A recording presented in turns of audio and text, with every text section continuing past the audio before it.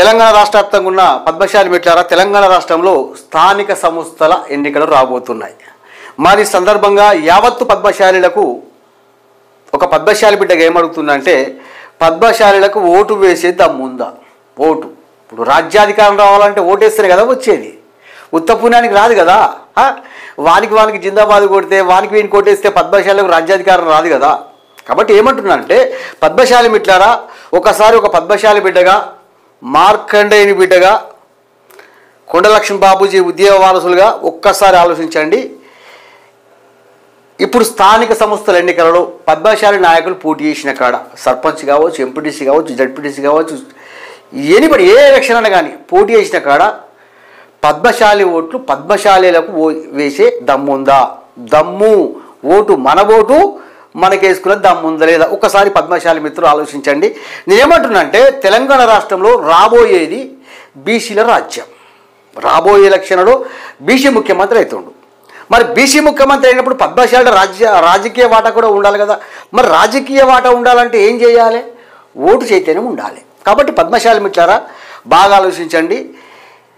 పద్మశాలీలకు అంటే పలానా ఊర్లో పద్మశాలి బిడ్డ పోటీ చేసిండు, నేను పద్మశాలి బిడ్డకే ఓటు వేస్తా అనుకునే పద్మశాలి మిత్రులు ఒకసారి వీడియోకు లైక్ కొట్టి షేర్ చేయండి.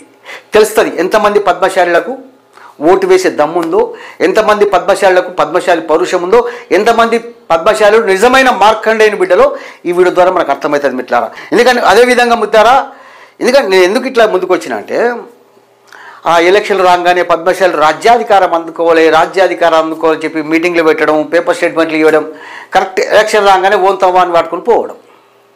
నాది ఆ పార్టీ, నాది ఈ పార్టీ, నాది ఇంకో పార్టీ, నాది లోటపీజీ పార్టీ, పార్టీల వైపు వెళ్ళిపోతున్నాం కానీ పద్మశాలిని అనాదా చేస్తున్నాం.